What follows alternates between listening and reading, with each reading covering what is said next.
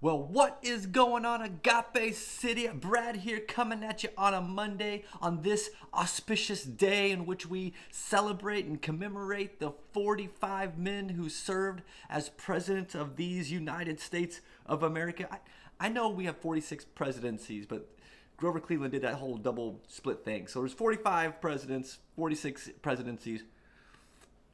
But today is President's Day. You didn't come on here for a history lesson. You came on here for the Word of God, but I have a history lesson for you.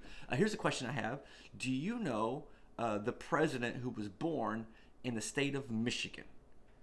What president was born in the state of Michigan? You can pause this if you want to think about it. You can give your answer, and the answer is none of them.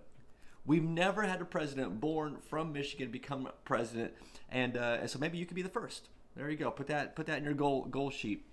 But we do have Gerald Ford. Gerald Ford went to the University of Michigan. He's we consider to be like a Michigan man, and he became president. And so I'll give you a Gerald Ford quote. In August 12th, 1974, Gerald Ford addressed Congress, and he said this quote. He said, "A government that is large enough to give you everything that you want is also large enough to take away everything you have."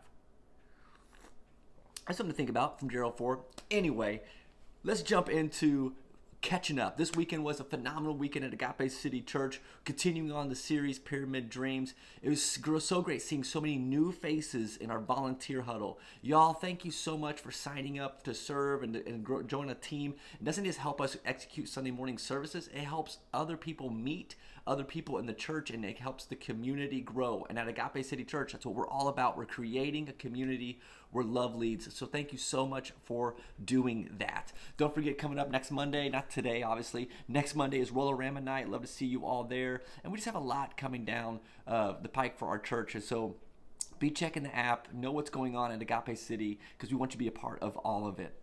Yesterday, if you're at church, we talked about debt. We talked about the dangers of that, and while we're in it, we need to also be working ourselves out of it. But we also need to be saving other people from getting themselves into it. We need to be speaking truth. We need to realize that debt motivates us, and when we're in debt financially, then we may be motivated to get finances in ways that don't honor God, but just because we need the finances to pay the debt.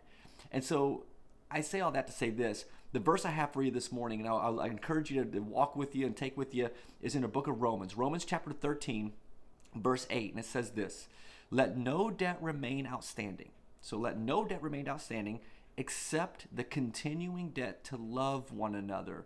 For whoever loves others has fulfilled the law.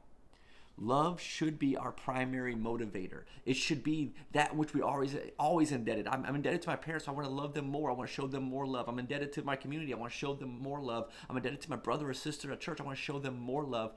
We should always be continually striving to pay off this debt, to love other people around us well. And so if you're going to be motivated by anything, be motivated by the debt of love, because God so loved this world, he gave his only begotten son.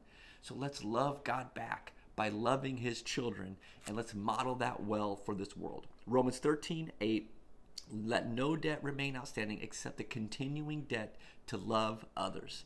And that's what I got for you on this President's Day. For those of you who have the day off, enjoy this day off. For those of you who are going into work, work hard and diligently. And for all of us, let's be men and women of love in this community for God's glory.